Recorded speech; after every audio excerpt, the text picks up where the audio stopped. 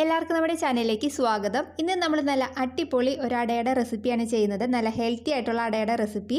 അപ്പോൾ രാവിലെ ആയാലും വൈകുന്നേരം ആയാലും ചായക്കൊപ്പം കഴിക്കാം. കുട്ടികൾക്ക് വേണമെങ്കിൽ ടിഫിൻ ബോക്സിലും വെച്ച് കൊടുക്കാം. അപ്പോൾ ആരെങ്കിലും നമ്മുടെ ചാനലിലേക്ക് ആദ്യമായിട്ട് വന്നിട്ടുണ്ടെങ്കിൽ ഒന്ന് ചാനൽ സബ്സ്ക്രൈബ് ചെയ്യാൻ മറക്കരുതേ.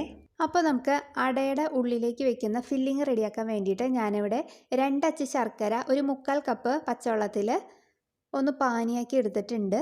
ഇനി ഇത് നമുക്ക് തേങ്ങ ഇട്ടിട്ടൊന്ന് വിളയിച്ചെടുക്കാം. അപ്പോൾ അതിന് വേണ്ടിയിട്ട് ഞാൻ സ്റ്റൗ ഓണാക്കി ഒരു പാത്രം വെച്ച് കൊടുത്തിട്ടുണ്ട്. അതിലേക്ക് നമ്മുടെ ശർക്കര പാനി ഒഴിച്ചിട്ടുണ്ട്. ഇനി ഇതിലേക്ക് ഒരു അരമുറി തേങ്ങ ചിരകിയത് ഞാൻ ചേർക്കുന്നുണ്ട്. അപ്പോൾ ഇതിൻ്റെ അളവെന്നൊക്കെ പറയുന്നത് നിങ്ങളുടെ ഇതിനനുസരിച്ചിട്ട് ചേർക്കാം.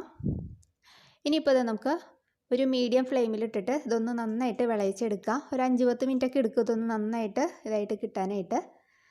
അപ്പോൾ ഒത്തിരി അങ്ങോട്ട് ഡ്രൈ ആയി പോകരുത്. ഡ്രൈ ആയി പോയിട്ടുണ്ടെങ്കിൽ നമ്മളിത് ഫില്ലിങ് വെക്കുന്ന സമയത്ത് നമുക്ക് സ്പൂൺ കൊണ്ട് കോരി എടുക്കാൻ പറ്റാത്തൊരു ഇതായി പോവും. അപ്പോൾ ചെറിയൊരു ലൂസ് കൺസിസ്റ്റൻസിയിൽ നമ്മൾ ഓഫ് ചെയ്ത് വെക്കുകയാണെന്നുണ്ടെങ്കിൽ ഇത് നല്ല സെറ്റായിട്ട് നല്ല അടിപൊളിയായിട്ട് നമുക്ക് സ്പൂൺ വെച്ചിട്ട് എടുക്കാൻ പറ്റും. അപ്പോൾ ഇത് നമുക്കൊന്ന് റെഡിയാക്കി എടുക്കാം. അപ്പോൾ അതവിടെ ഒരു നല്ലൊരു കൺസിസ്റ്റൻസി ആയിട്ട് നമുക്ക് കിട്ടിയിട്ടുണ്ട്. അപ്പോൾ ഈ ഒരു ചെറിയ ലൂസിൽ ഞാനിതിപ്പോൾ ഓഫ് ചെയ്ത് വെക്കുകയാണ്. കാരണം ഇത് ഇരുന്നിട്ട് ഒന്നും കൂടി ഒന്ന് കട്ടയാവും. അപ്പോൾ അധികം കട്ടയാവാതെ ഇതേപോലെ എടുക്കുകയാണെങ്കിൽ നമുക്ക് നല്ല രീതിയിൽ ഫില്ലിങ് റെഡിയാക്കി എടുക്കാം. അപ്പോൾ ഇത് നമുക്ക് മാറ്റി വയ്ക്കാം. അപ്പോൾ നിങ്ങൾക്ക് ഇതിന് പകരം വേണമെന്നുണ്ടെങ്കിൽ പഞ്ചസാരയും തേങ്ങയും ചേർത്താലും മതി. അപ്പോൾ ഇതേപോലെ ശർക്കര വിളയിക്കാനൊന്നും നിൽക്കേണ്ട ആവശ്യമില്ല. പഞ്ചസാരയും തേങ്ങയും ഫില്ലിംഗ് ആയിട്ട് വെച്ചിട്ട് അങ്ങനെയും ചെയ്തെടുക്കാം. ഇനി നമുക്ക് ഇതിലേക്ക് വേണ്ട പൊടി തയ്യാറാക്കാം. അപ്പോൾ ഞാനിവിടെ വറുത്ത റാഗിയുടെ പൊടിയാണ് എടുത്തിരിക്കുന്നത്. അപ്പോൾ അതൊരു 1/4 കപ്പ് ഞാൻ എടുത്തിട്ടുണ്ട്.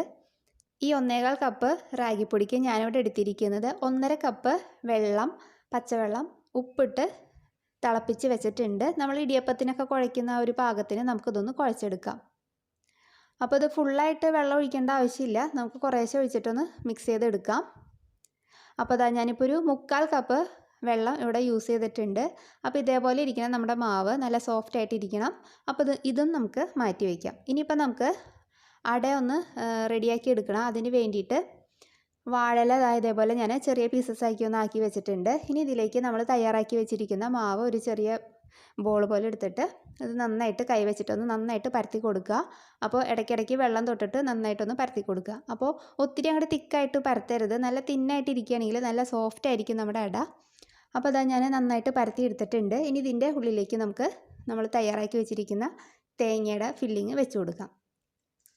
എന്നതിന് ശേഷം ഈ ഇല ഇതേപോലെ ഒന്ന് ക്ലോസ് ചെയ്യുക. അപ്പോൾ ഇതേപോലെ തന്നെ നമുക്ക് ബാക്കി ഇരിക്കുന്ന എല്ലാനും റെഡിയാക്കി എടുക്കാം. അപ്പോൾ അതാ ഞാനിവിടെ എല്ലാനും റെഡിയാക്കി എടുത്തിട്ടുണ്ട്. 1/4 കപ്പ് മാവിന് ഞാനിവിടെ ഒരു 8 അട എനിക്കിവിടെ കിട്ടിയിട്ടുണ്ട്. ഇനിയിപ്പോൾ നമുക്കിതൊന്ന് പെട്ടെന്ന് സ്റ്റീം ചെയ്തെടുക്കാം.